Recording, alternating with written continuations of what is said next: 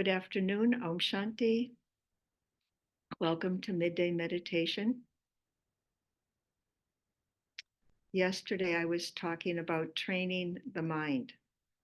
That one thing that we can do in meditation is train the mind to think better, to have a higher quality of thought, to think in a peaceful, organized, productive fashion instead of just being bombarded by um, things that are imaginary or things that aren't true or things that aren't useful. We don't want that to happen in our mind because the mind is actually an amazing tool and we want to be able to make the best possible use of it.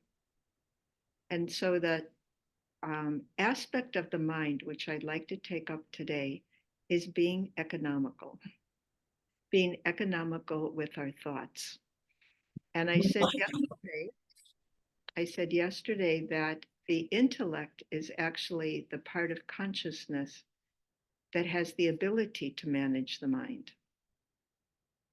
And so when I say be economical, normally if the intellect isn't doing anything, the mind just gets bombarded with all kinds of different thoughts. And most of them are unnecessary. They don't lead to anything productive or beneficial. And they can even disturb us. And the other thing that happens, even if my thoughts are not disturbing, I could have very pleasant thoughts all day long, but they waste my energy. They waste the energy of the mind and they clutter the mind so that, did you ever go to your desk and you had a big project going on and the desk was piled up with papers? And I don't think anybody uses paper anymore. Or you can have like 12 files open on the screen of your laptop and you just get confused because of all that clutter. So the mind is that way.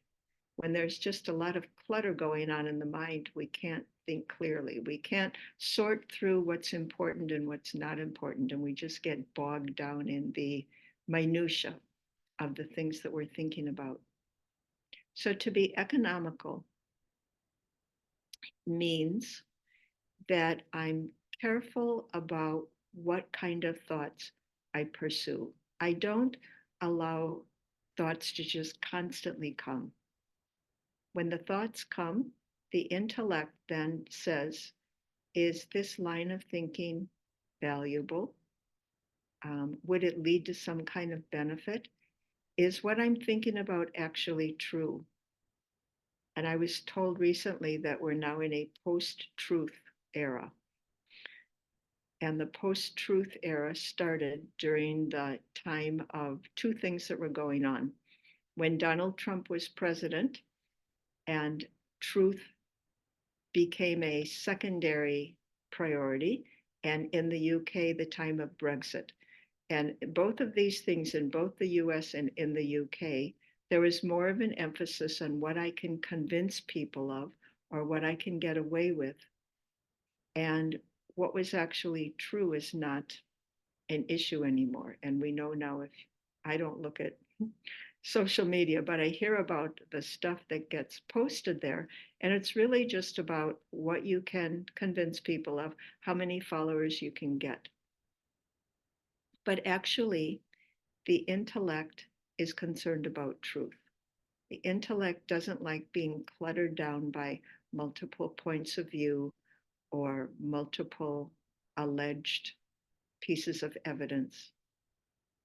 So as much as possible, the intellect wants to focus on things that are universal truths, not facts or opinion or research or things like that. The intellect does not like getting into a lot of that kind of stuff because it just creates clutter. So, what do I absolutely know is true? That which is universal. And so, if I have to make a decision, let's say I consult 5 people and all 5 people tell me to do something different, then I can say, well, I'll just make my own decision because obviously nobody knows. But what if I consult 5 people and 5 people all tell me the same thing? then do I conclude that that's the right thing to do, or do I refer to my intellect? Possible that 5 people can tell me the wrong thing to do. It's possible. So the intellect is engaged in truth. What is true? What is beneficial? What is helpful? So the intellect has to constantly look at what's appearing on the screen of the mind. And it might be very interesting what I'm thinking about, but it's wasting my energy. It's wasting my time. Whatever people believe now, they'll believe something different in a few months. So if that's what I'm filling my mind with, there's no space left to evaluate what is true. And true means what resonates with the eternal quality of the soul. So economical, not have too many thoughts, not have irrelevant thoughts, in particular, to not regurgitate the past because it doesn't get us anywhere. Usually, any kind of learning from the past, the learning happens pretty quickly. Oh, I shouldn't have said that, period. So if I shouldn't have said it, then I shouldn't think about it either. What can I do the next time so that I don't put my foot in my mouth again? That's a useful question. But just to keep repeating, oh, I shouldn't have done that. I shouldn't have said that. What are people going to think of me now? It doesn't get me anywhere. It's draining my energy. It's not being economical. So we will practice as we're meditating together today, have a few thoughts, a few good thoughts, but also to keep the eye of the intellect on the mind. And if the mind starts going in an irrelevant direction, then the intellect has to say, mind, not now. That's not that's not helping us with this goal that we have now to be peaceful, to experience the self as a spiritual being, maybe later, but not now. The intellect has to be a wise and benevolent parent, not forceful, not the intellect shouldn't be a policeman, but a parent. So to begin with, take a few deep, full, quiet breaths, big, deep breaths.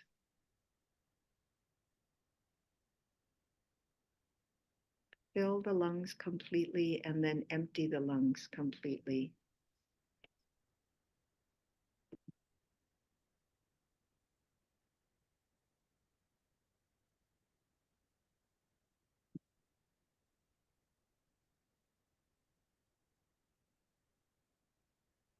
And as you exhale, let go of any clutter in your mind, anything that you've been thinking about in a way that the thinking does not lead to any conclusion.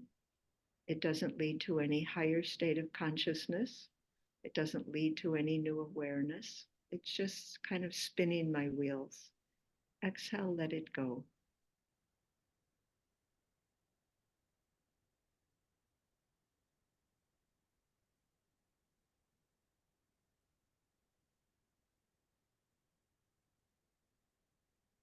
See the mind as a field of light.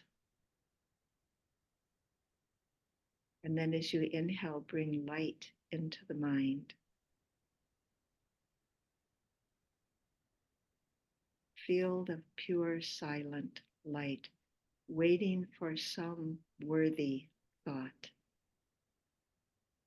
And it's okay to wait. It's okay to just be the field of light from time to time without putting thoughts there. Just with your inner vision, see the field of light.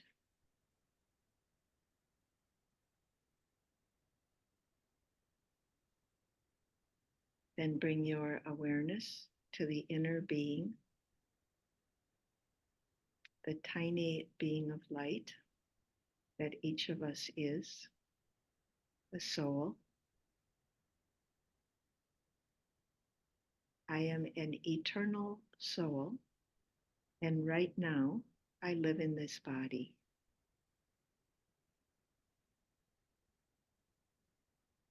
Because I'm in this body, I have a life. And life requires us to think a lot, but we tend to think too much. And thinking too much is like eating too much.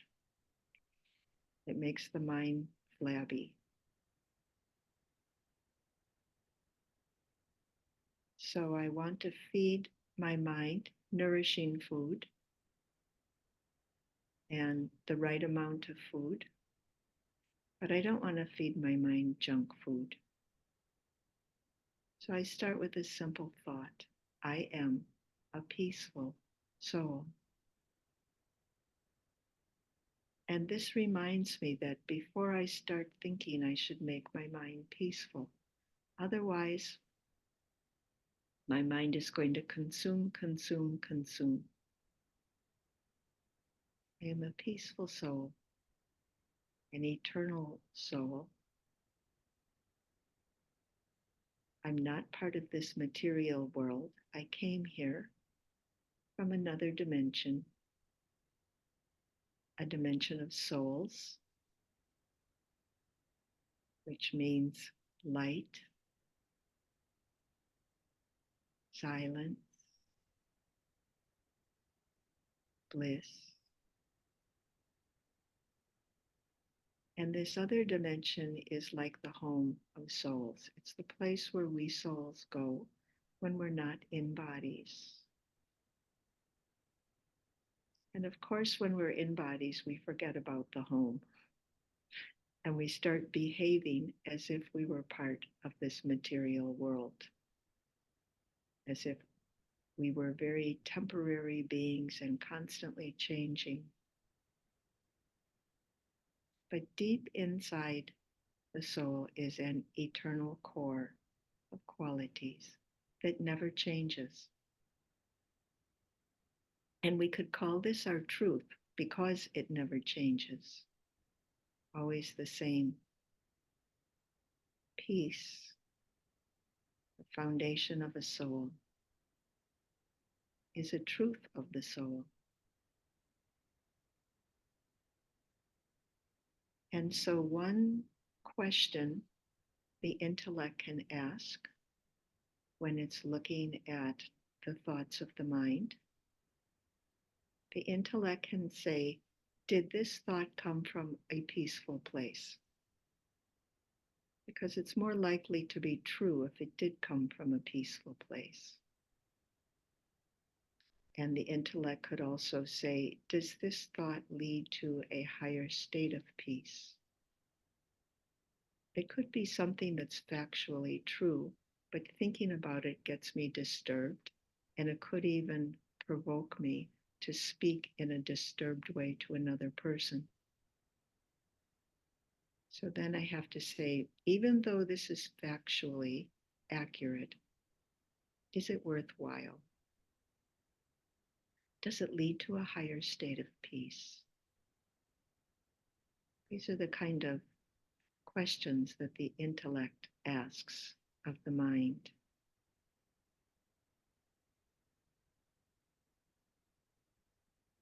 And maybe the mind will respond by saying, well, I'm going off into the wrong direction. I'm getting too upset about this, but nevertheless, it is something that I have to think about.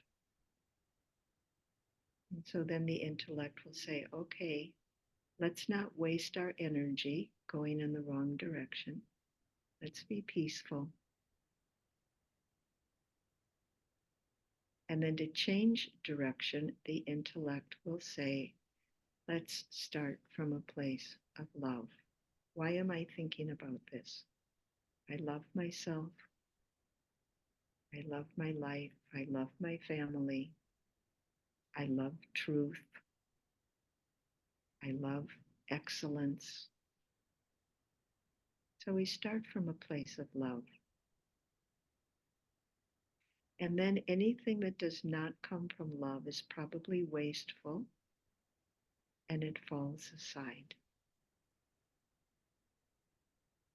If we want the mind to function well, if we want to have high quality thoughts, we want to be economical in our thinking, we have to have a very active intellect.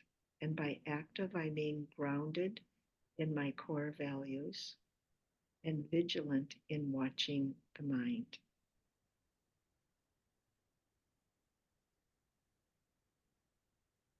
Peace, love, the intellect watches the mind. It's as if the intellect infuses the mind with these qualities: easiness, lightness, openness, inquisitiveness, creativity, all of the qualities that make the mind magnificent. The intellect has to put those qualities in the mind because they get um, mislaid from time to time.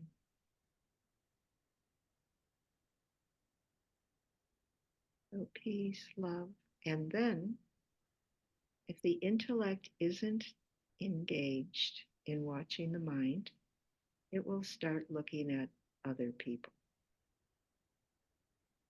So then the intellect has to pull itself back, say, wait a minute, I've just strayed outside of my kingdom. I don't belong here. Let me stay inside, do my job.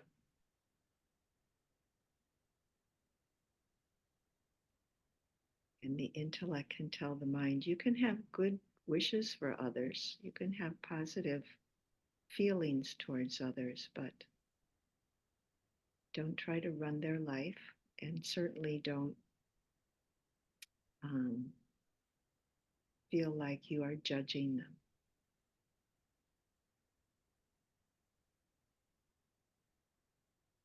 It doesn't help anyone or anything for me to judge others. The intellect has to keep itself on target as well. Now, invite your intellect to have some positive thought, to plant a positive thought in your mind. And then just watch that positive thought, see where it goes. It might lead to another thought, or it might just lead to some silence. Plant a high quality positive thought in your mind, something beautiful for you to contemplate for a few moments.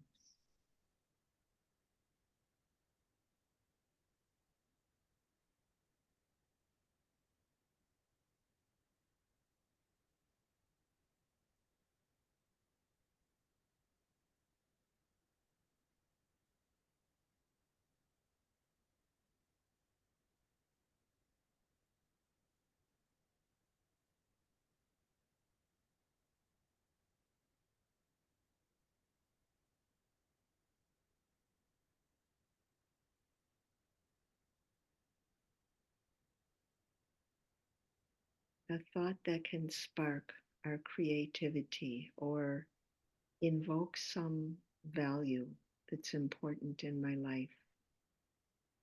The intellect is connected with our values and our principles.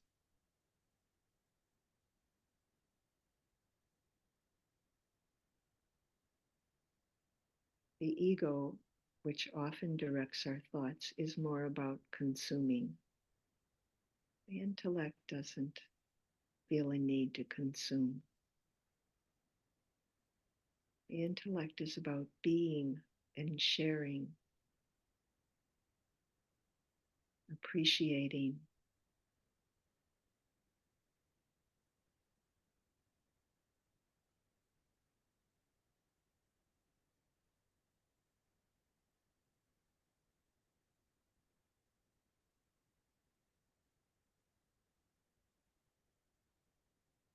And the intellect also has the ability to understand that the soul is not part of the material world, that there is another dimension, that the soul can reside in sometimes, and also that in that other dimension there is one being who's always there and not here, not in a body. And that one is the Supreme Soul. The intellect can understand because the intellect is connected with values. So the intellect can understand a being who's completely loving and eternally peaceful. And the intellect is then naturally drawn towards that being.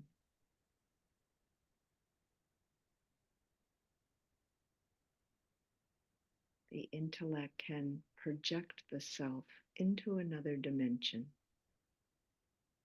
project the power with the power of thought, visit that dimension, be in the company of the supremely loving being.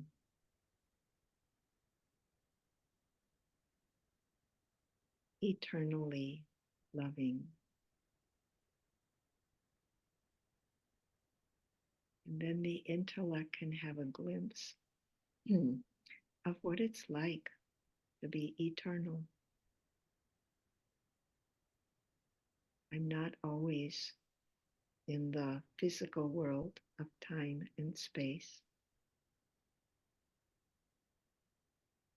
I also can inhabit this eternal dimension where nothing deteriorates over time.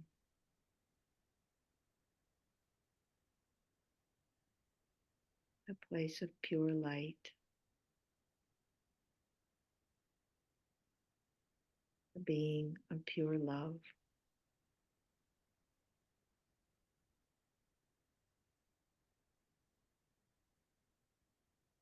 The soul never ages,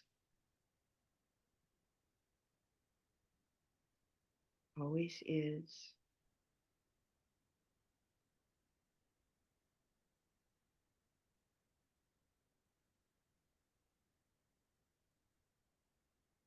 And then, with this little glimpse of my own eternity,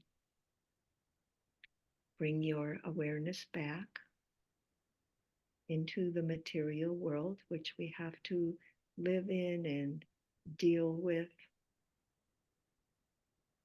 It's a great opportunity to express my spiritual qualities in matter,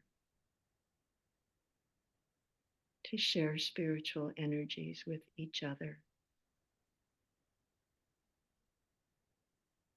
Keep in your awareness the inner being, the eternal being. And if it seems like my mind is getting involved in trivia, just take it for a moment to that silent, eternal place and sit with that for a few moments. And then come back and see what is worth thinking about. Om Shanti. Shanti. Om Shanti. Om Shanti. Our blessing for today. There's the front side of it and the blessing hidden on the other side. Your heart remains full, not with regrets for the past, but with appreciation of the present. Thank you. That's a full heart, isn't it? No matter what's happening right now, appreciation for the present. Your heart remains full, not with regrets for the past, but with appreciation of the present. Thank you. Thank you all. Thank you. Thank you, Om Shanti. Thank you. Thanks. Thank you. Just a reminder that this Saturday we'll have a workshop on spiritual powers. Same Zoom link you're on now. It's only on Zoom, and it meets from 11 to 12:15 Chicago time. And then coming up in May, we'll have a meditation for beginners course on 3 Saturdays. And that also is on Zoom. Okay? Okay. Bye. Bye-bye. Thank you. Thank you.